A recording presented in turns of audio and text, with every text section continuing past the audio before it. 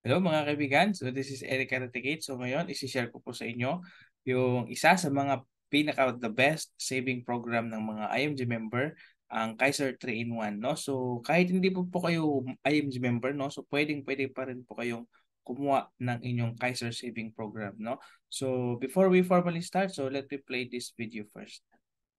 Kahit ano man ang estado natin sa buhay, we keep working. But we keep forgetting, we seem to forget that health is the real wealth. Kasi you never know what's going to happen tomorrow.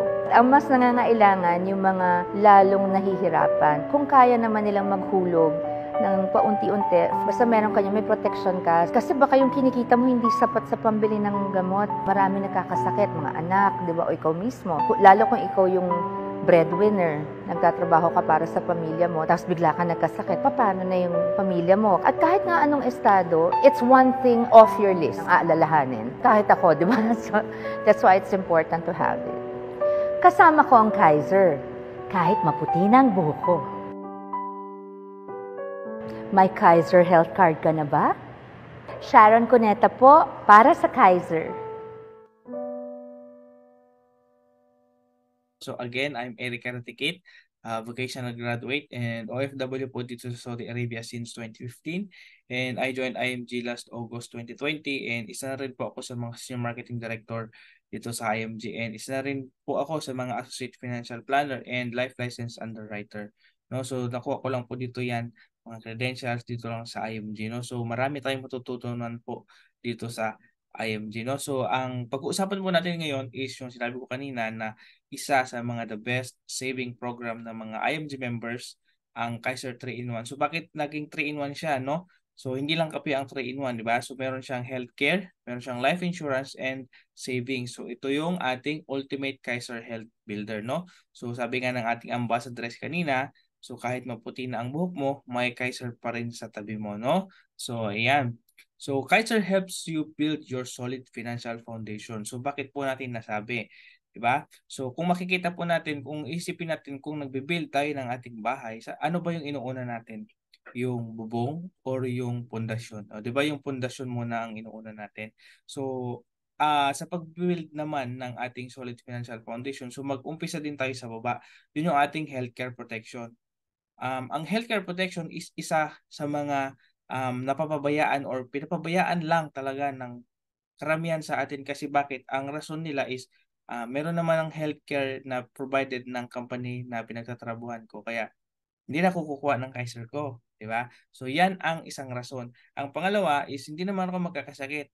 Ang isa pa is kalabaw lang naman ang tumatanda. So hindi ko kailangan ng healthcare, di ba? So kung naiisip natin, no? So dadating ang time na magkakasakit talaga tayo. So hindi natin alam kung kailan. So ang tanong is ready ka ba? May panggastos ka ba? May healthcare protection ka ba? So ang Kaiser is provided na siya, no? So ang pangalawa is dapat meron tayong life insurance or protection. So ang life insurance is hindi naman po talaga para sa atin yan.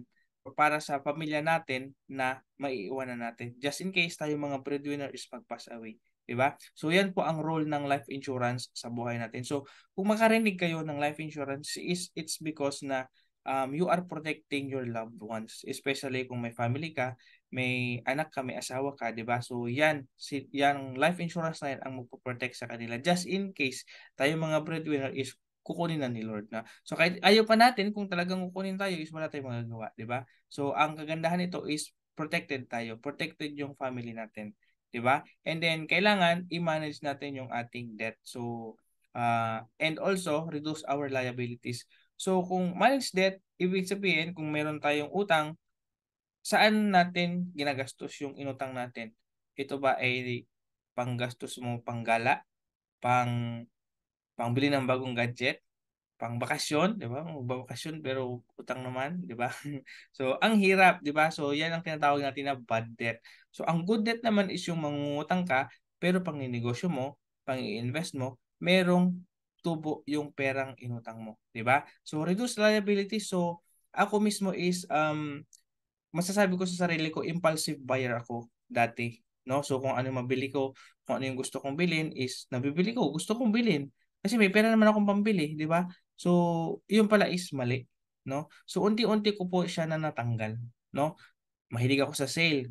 Bibilin ko siya, hindi ko naman kailangan, wala lang, natuwa lang ako kasi sale siya, mura siya. Pero ang main purpose is hindi ko naman siya talaga kailangan. So dito ko po sa IMG is unti-unting natutunan ang pagmamanage ng pera, no? So mahirap tanggalin ang pagiging impulsive buyer, oo, aaminin natin. Pero yan, kung yan ang makakatulong sa atin, bakit din natin i-reduce?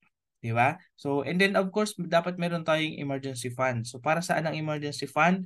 Is para sa mga emergency. For example, is mawalan ka bigla ng trabaho. Saan ka kukuha ng iyong panggastos sa araw-araw? Or magkasakit ka or yung family members mo. So, saan ka kukuha ng pangbayad ng bills? Or baka merong natural calamity, yung baha, lindol, or bagyo, di ba?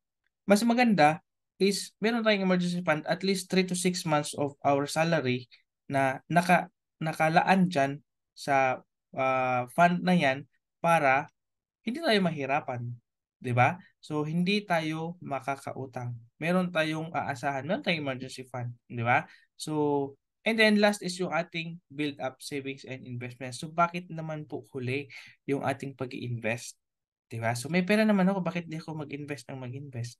'Di ba? Mag-invest na lang ako, hindi na ako kukuha ng life insurance, hindi na ako kukuha ng healthcare. So, okay, sabihin natin na meron kang malaking investment, meron kang paupahan, meron kang malaking lupain, okay? Mayaman ka, let's say for example, what if nagkasakit ka or nagkasakit ang family members mo? Saan ka kukuha ng iyong pangbayad ng bill ng hospital? 'Di ba sa investment mo? 'Di ba? O 'di ba doon sa malawak na lupa mo, ibebenta mo na lang ng palugi para makabayad lang ng bill, para mabili lang yung gamot na kailangan para maisalba yung sarili mo or yung family member mo na may sakit. And then, ang kalalabasan niyan, the worst case is naubos lahat ng naipundar mo. And the worst case is nakautang ka pa, nag-negative ka pa. It's because wala tayong healthcare or wala tayong life insurance. 'Di ba? So yan po ang kahalagahan ng pagbibuild ng solid financial foundation. Hindi siya mabilisan, so unti-unti, step by step, no? Pero kapag meron tayong Kaiser, so yan, malaking tulong po sa atin ang Kaiser kasi meron na siyang healthcare protection, meron siyang life insurance protection, and then meron na din siyang build-up savings and investment. Magkasakit ka man, may healthcare protection tayo. Magpasawi man tayo, continuous yung buhay ng family natin. It's parang nandun pa rin tayo. It's because we left them some amount of money para mag-continue sila sa buhay nila. Di ba? Pwede na rin yan pang paaral ng anak mo. May anak kang nag-aaral or mag-aaral. Di ba? And then, meron din siyang savings and investment. So, ang gagawin na lang natin is reduce liabilities or manage debt and have an emergency fund. No? So, that's why ang Kaiser is isa sa mga the best saving program ng mga IMG member. Again, so kahit hindi pa rin po kayo IMG member, no? So, pwede pa rin kayong kumuha ng inyong Kaiser Saving Program, no? So, pero pag nag-join kayo ng IMG and meron kayong Kaisers and that's the time na associate po kayo dito sa IMG and you can do the IMG business din, no? So, later is mapapag-usapan din naman natin yan. And kilalanan po natin si Kaiser din. Who is Kaiser Health Group Incorporated?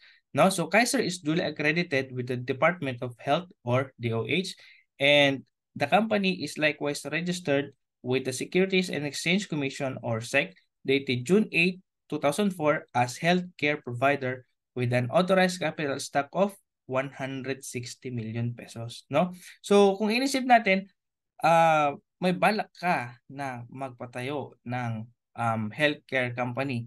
So kinakailangan natin ng at least minimum 100 million na capital stock para makapagputat pa. And then si Kaiser is above pa sa minimum. So, nasa 160 million siya, di ba?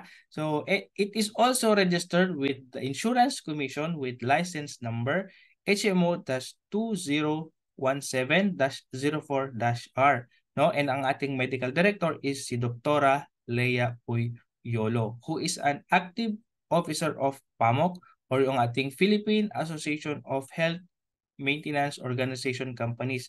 No? So, si Dr. Leia po is isa Vice President po ng ating PAMOC. No? So makikita talaga natin na yung ating Kaiser is well taken care of and well managed talaga siya. And of course, well regulated siya ng government din. Alright?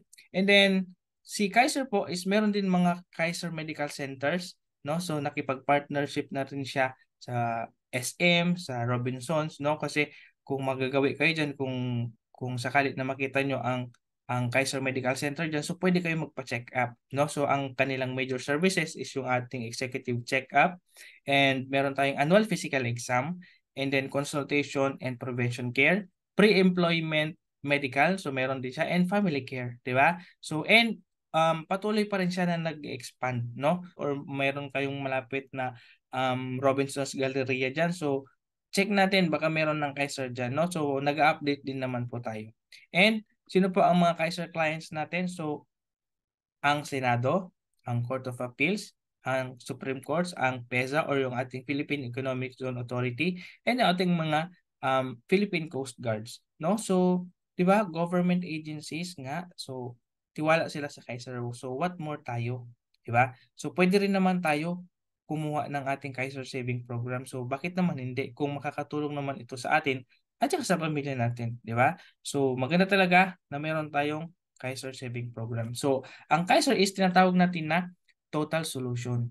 Bakit natin natawag na total solution ang Kaiser? It's because we have two major problems or two major questions sa ating buhay. Ang isa is yung, what if I die too soon? Who will take care of my family? Naisip po ba natin yan? Oo nga, no? Diba? So, ang solusyon dyan is yung ating life insurance. It's because, gaya nga ng sinabi ko kanina, ang life insurance na kukunin po natin is hindi po para sa atin talaga, kung hindi para sa family natin na may iwan natin. Diba? So, yan ang role po ng life insurance sa atin. So, ang second major question is, what if I live too long? Who will take care of me? Ang iba kasi isipin lang, bahala na yung anak ko sa akin kasi sa abroad man siya, mayaman naman siya, seaman naman siya, siya magbahala sa akin. Magbayaran niya lang ako ng ng ng caregiver ko, di ba? So hindi po tayo nakakasiguro, no? Kasi yung anak mo is magkakaroon din ng family, and then yan ang priority niya at hindi ikaw. So ano yung solusyon natin? Meron tayong healthcare na provided na din ng Kaiser. 'Di ba? Problema pa rin pala talaga kung tumanda tayo, 'di ba? So problema talaga 'yan kung hindi natin napaghandaan. Paano naman? Hindi na ako makapagtrabaho, unable na ako makapag-income. So anong gagawin natin? Saan ako kukuha ng income ko? So good thing, merong investment portion ang Kaiser.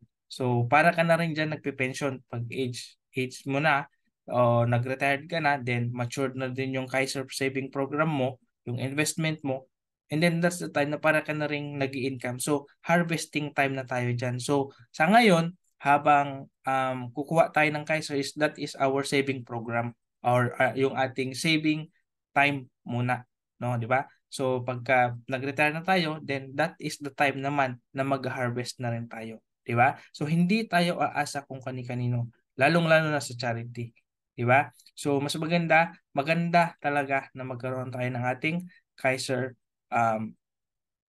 Kaiser Saving Program. Alright? So, ang ating Kaiser is 7 plus 13. So, bakit po natin nasabi na 7 plus 13?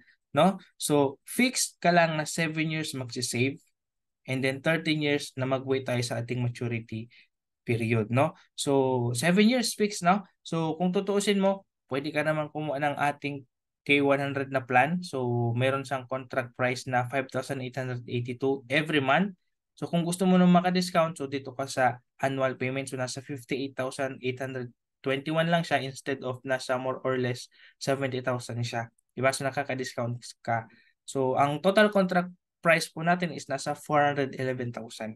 No? So, but don't worry, hindi naman ito yung fixed, no? 5,882. So, meron naman tayong mas mababa dyan na plan. So, I think nasa 88 pesos per day lang siya. So, more or less 80 or 88 pesos per day. So, kayang-kaya natin yung mag-start ng ating Kaiser, no? So, mamaya isipapakita ko rin po yung ating table ng ating mga plans dito sa Kaiser.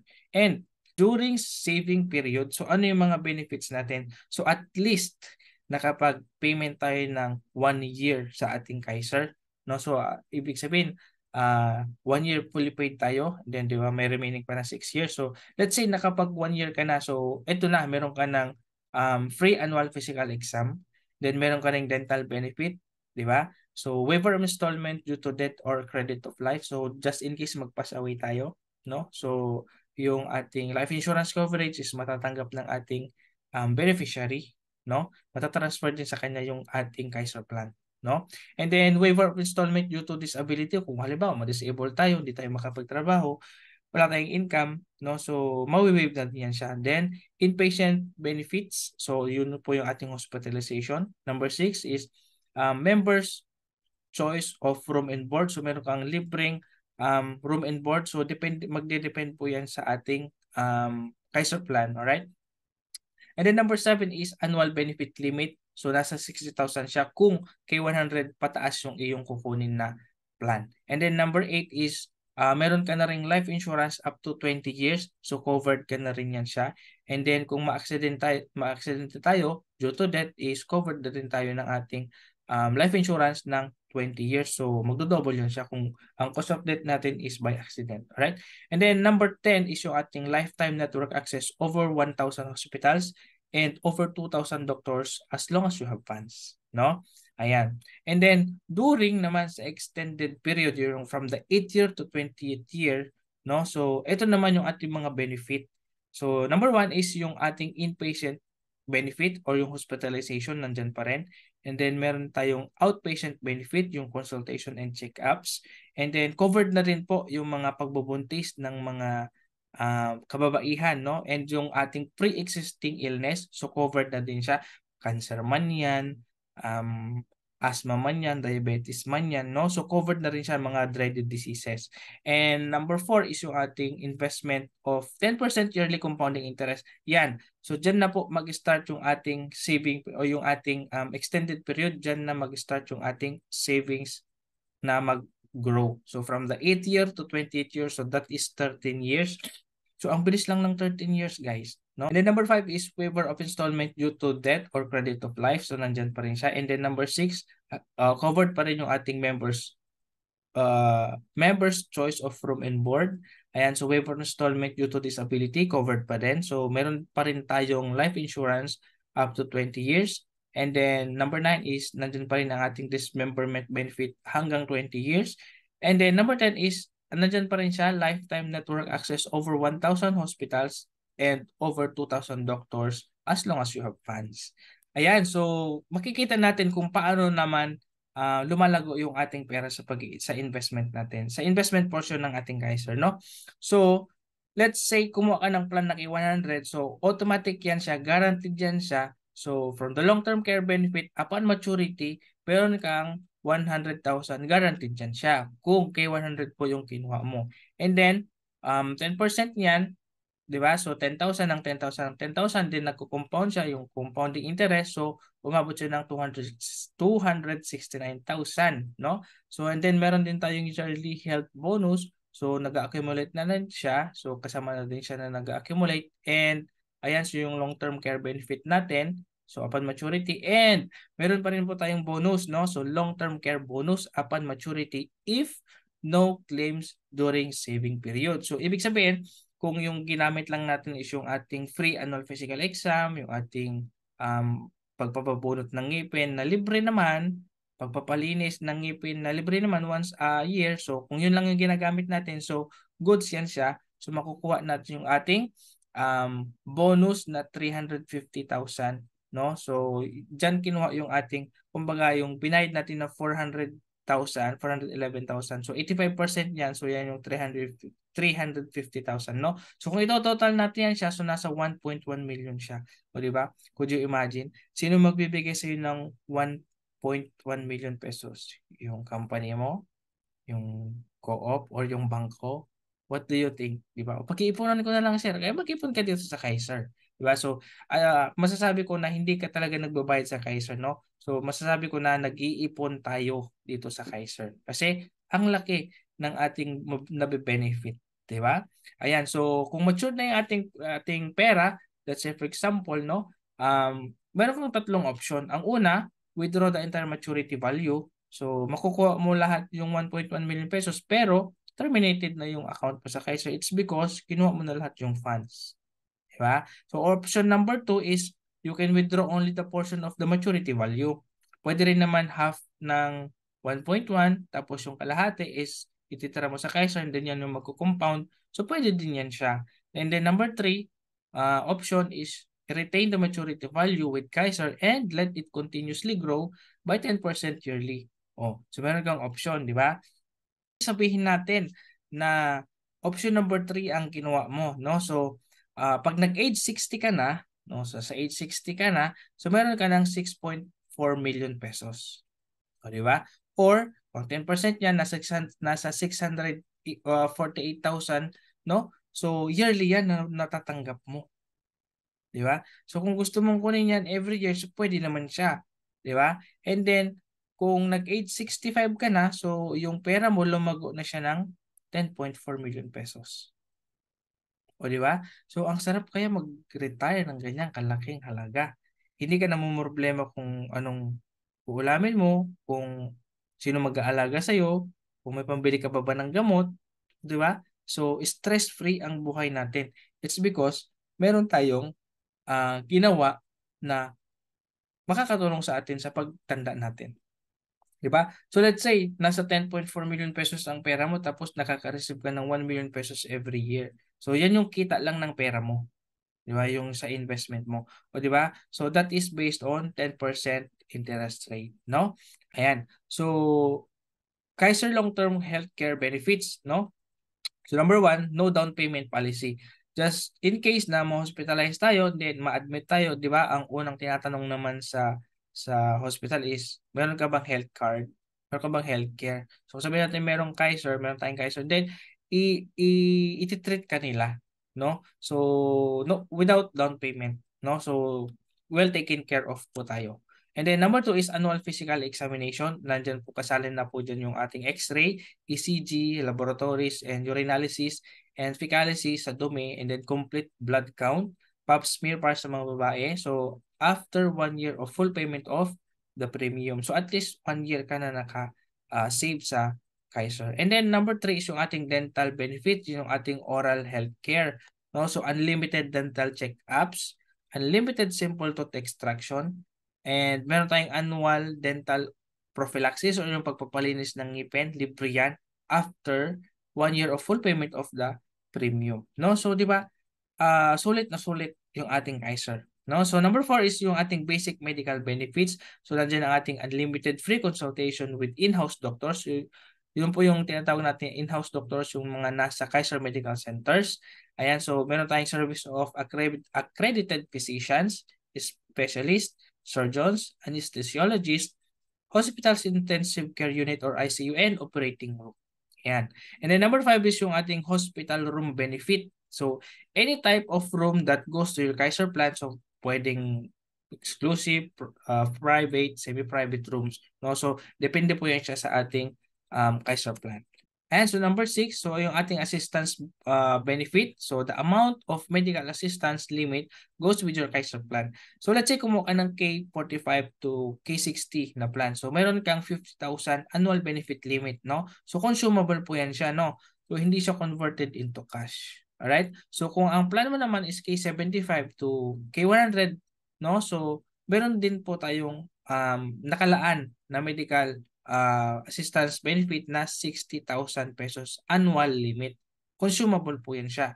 Hindi siya converted sa cash, no? So, at least after 1 year of full payment ng ating premium. And then number 7 is yung ating special and extended benefit, no? So, andyan yung ating magnetic resonance imaging or MRI. So, nandyan ang nuclear and radioactive isotope scan, dialysis, and blood transfusion, physical and speech therapy, and then anti-rabies, venom, and tetanus vaccine. So, emergency benefit yung ating ambulance. Alright? And then yung ating insurance benefit naman is number 8. No? So, life insurance coverage benefit. So, nasa, let's say, kumuha ka ng plan na K100. So, if we died naturally, natural death, so meron tayong 400,000 na life insurance. But, ang cost of that natin is by accident, so magdodouble lang siya, magiging 900,000 siya. no? So if the Kaiser member dies, his beneficiary is entitled to claim the total amount of coverage and wait for the maturity period to get the total investment tax-free, no? So tax-free siya. Ayan, so number 9, so yung ating dismemberment insurance or loss of body parts, so no? So let's say credit of life, loss of life, namatay, no? So 100%. And then loss of hand and sight of one eye, so combination siya, 100%. Loss of both hands, 100%.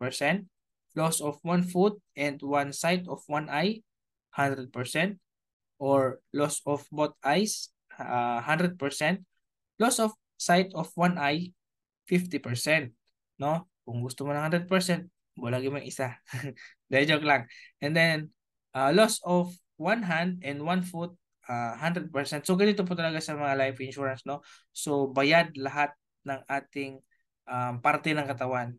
Ayan, so yung ating, number 10 is yung ating waiver of installment due to death. So, let's say for example, nakaka 1 year na ako sa payment sa Kaiser. And then, something happens to me. What happened to my Kaiser plan? No? So, mangyari niyan, yung Kaiser plan ko is matatransfer siya sa aking first beneficiary. No? And then, what if may nangyari sa aking first beneficiary, so matransfer siya sa second, sa third, hanggang sa fourth. No? So, pasa-pasa yan siya. So, di ba? So, pamanay mo yan siya. So, pwede mo siya maipasa-pasa, no? Hanggang sa 4 na beneficiary siya. No? And then, meron nga pong dito sa mga, mayroon siyang Kaiser. And then, nakaka 1 month pa lang siya sa pagbabayad niya ng Kaiser. And then, nadisgrasya siya sa motor. And then, nakuha yung kanyang life insurance benefit double. Di ba? So, hindi po natin kasi alam naman kung kailan tayo kukunin at paano tayo kukunin. Di ba? So, ang kagandahan ng kasi nito is prepared tayo. Di ba? So, prepare tayo sa anuman ang pwedeng mangyari sa atin. Di ba? Hindi naman natin alam. Ayan, so number 11, yung ating waiver of installment due to permanent disability. So let's say for example, disable tayo. Di tayo makapagtrabaho, di tayo makapag-earn ng income. So what happens to my Kaiser plan? So ma-waive na rin po yan siya, no? And then all the succeeding payments will be waived and refrain from enforcing.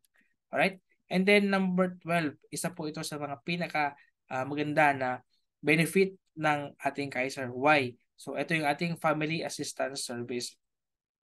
Let's say for example, meron akong Kaiser health card, meron akong Kaiser member ako. Then what if mayroong magkasakit sa family member ko, no? So pwede ko ipagamit sa kanila yung aking Kaiser health card, no? And then para ma-treat yung pasyente natin, no? Pero hindi siya totally fully free, no? So isi-settle pa rin po natin yung ating bill sa ating sa hospital, no? So magagamit siya as assistance benefit for immediate admission, no? So the plan of the plan holder should be settled prior to discharge of the patient, no? So hindi siya totally free. So magagamit natin siya as assistance siya para ma-treat siya for the meantime yung ating pasyente. Alright? Ayan, so again, ang Kaiser po natin is only 7 years to save. So ang tagal po ng 7 years, sir. Ang bilis lang po niyan. Diba? So kung tayo mga nag-abroad, sino makaka-relate diyan? Diba? Sabi lang natin dati 2 years lang tayo 2 years lang tayo mag-iipon, pero inabot tayo ng 7 years, 10 years, 15 years, 20 years, sino nakaka-relate? Tapos natatagal lang tayo sa 7 years na pagsisave, di ba? And then meron tayong mode of payments, pwede ka sa monthly, quarterly, semi-annual, or annual. So kung gusto niyo makatipid, gusto niyo maka-discount, so mamaya ipapakita ko sa inyo kung paano, no? And then only 13 years to wait for the maturity. Sir, ang tagal pa rin talaga nun, 13 years. Mabilis lang po 'yan, di ba? So hindi natin namamalayan, nakatapos tayo ng 7 years of savings sa Kaiser, and then nagra-run na yung 13 years natin. Hindi natin mamamalayan, retired na tayo, meron tayong pera. Di ba? Meron tayong income, hindi tayo mamamroblema kung saan tayo kukuha. Di ba? So, sa mga nagpaplano dyan, na mag-iipon ako pero hindi pa nakakapag-umpisa pero hindi natatapos, hindi nakukuha yung goal na amount of money, Kaiser would be the best na umpisahan natin, no? So yan ang pinaka-the best na umpisahan mo. Kung gusto mo talaga makapag-ipon para sa sarili mo, para sa pamilya mo, then have your Kaiser plan. Alright? And then tax-free siya of the total accumulated amount of your investment. Alright? And then 30 days grace period or leeway. So meron kang 30 days na palugit. Just in case hindi ka nakapag-buy ng 1 month sa due date mo. So meron kang 30 days na palugit. And then kung hindi mo pa rin siya mabayaran, so pwede mo pa rin siya ituloy within 2 years, no? So napakatagal na po ng 2 years para hindi mo maituloy yung Kaiser mo. So yung ibang plans nga is nag-expire siya 3 months, 6 months, di ba? So pero ang Kaiser is pwede mo siya ituloy within 2 years. Pero wag niyo lang pong palagpasin ng 2 years ha kasi diyan na talaga siya ma-terminate. Alright? And then transferable siya. And then PhilHealth partner siya. Of course, kung meron tayong bill sa hospital and then iaawas yung sa PhilHealth and then dyan papasok ang Kaiser. Kung ilan man yung remaining balance ng ating bill sa hospital is i-waive na lang Kaiser. Parang Kaiser na ang bahala dyan. And then of course, insurance commissions regulated po siya. Alright? And then, ayan, so kilala naman po natin sila, no? Mga sikat, di ba? So, mayaman. Pero one thing na hindi nila napaghandaan, healthcare. Ito yung sinasabi ko po sa inyo kanina. So kahit gaano kayo kayaman, gaano kayo ka-secured, alam nyo secured kayo kasi marami kayong pera. Pero just one na sakit is nag-collapse yung iyong savings. It's because pinangbayad mo ng hospital. Diba? So a year from now, you will wish you will have started today. So ang hirap pagsisihan kung hindi mo siya uumpisahan ngayon. So anong hinihintay mo? Hintayin mo pa ba na pupunta ka dito sa point na to para umpisan mo ang Kaiser mo? O, di ba? So habang hindi natin kailangan ng Kaiser is magkaroon tayo. Take note, bakit ang sasakyan may reserbang gulong? Eh gumagana naman yung 4 na gulong niya. It's because ang purpose niyan, kung ma-flat yung gulong mo, it's may pamalit ka. Kukontinue ka sa buhay mo. Di ba? So, ganyan din po ang Kaiser. Kukuha ka ng Kaiser, hindi mo pa siya kailangan, pero the time na kailangan mo na siya, nandiyan na siya. Ready to use na. Hindi naman pwedeng may sakit ka na tsaka kukuha ng Kaiser. Ay, hindi po pwedeng ganon. Diba? Kung ganon lang din naman ang Kaiser, siguro lahat ng may sakit sa hospital, pipila sa Kaiser para kukuha sila ng plan. Pero Kaiser will not work that way. Kukuha ka ng Kaiser mo, ngayong healthy ka, pag-ipunan mo, yung savings mo, isa-save ka. Diba? May kasabihan tayo, if you do not save your money today, your money will not save you in the future. Totoo yan. Di ba? So, ayan. So, wag nating pagsisihan. Kung meron pong nagsishare sa inyo ng Kaiser, and then, wag nyo silang i-reject. Intindihin po natin ang Kaiser. At iintindihin tayo ng Kaiser the time na kailangan natin. Di ba? Ayan. So, ito po yung ating online policy management system, no, or tinatawag natin na OPMS. So, dito, pakikita natin online yung ating policy. So, diyan makikita natin, no? So, kung kailan ang due date mo, kung magkano ang babayaran mo, yung Kaiser plan mo, and then, andyan yung gusto mong magpa-annual physical exam, so magpa-schedule ka lang, no? So explore natin siya. So, makikita natin dyan yung ating official receipt, naka-upload yan siya, no? Ayan. And then, ito po yung ating Kaiser 7 years investment. So, from 10 years old, pwede ka nakukuha, pwede mong kuhanan yung anak mo at least 10 years old. So, kung 10 years old siya, kung ikaw pwede ka rin naman kukuha ng iyong Kaiser, no? So, from 10 years old to 40 years old, pwede ka dito sa plan natin na pinaka-minimum, K45. So, ang monthly lang yan is nasa 2,600. But consider also the K50. So, around 200 pesos lang yung kanilang difference. So, mas malaki na rin yung kanilang maturity value. Di ba? And then, from 41 to 50 years old, so pwede ka dito sa pinaka-minimum natin na plan, K60. And then, ang monthly mo is nasa 3,500 siya.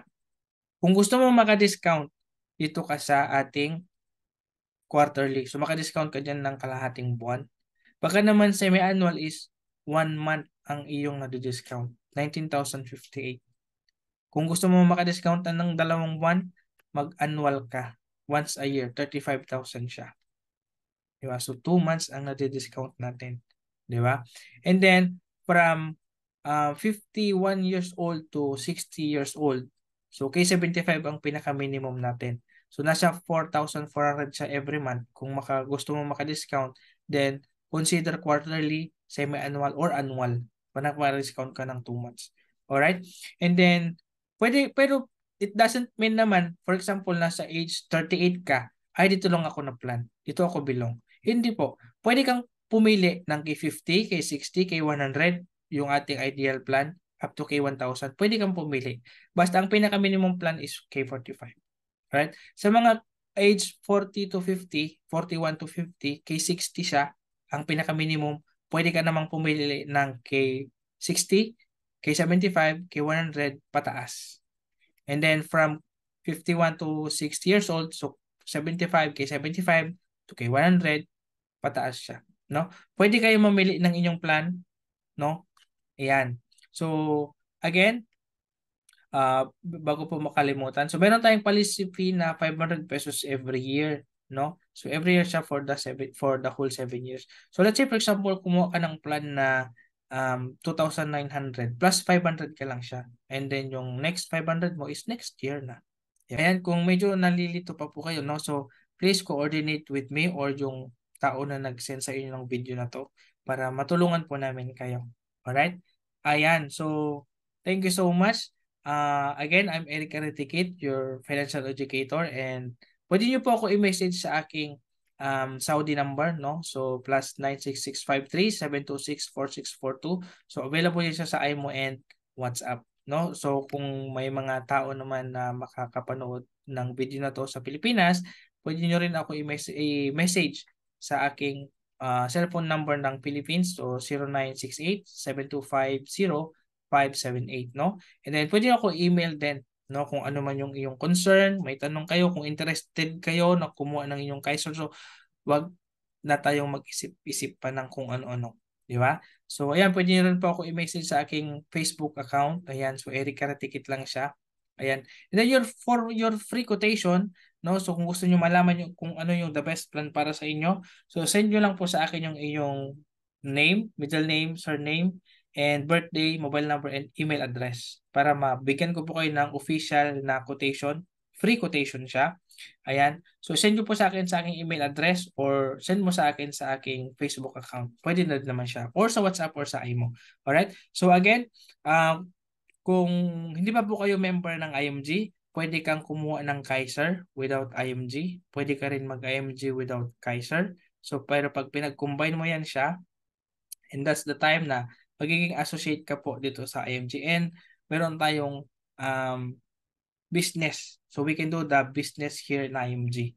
Ano? So, ayan. So, thank you so much po sa inyong panonood. So, kung sa mga nakaabot dito, no? So, please send me your details para po sa inyong free quotations, no? Ayan. So, maraming salamat. God bless po and mabuhay tayong lahat.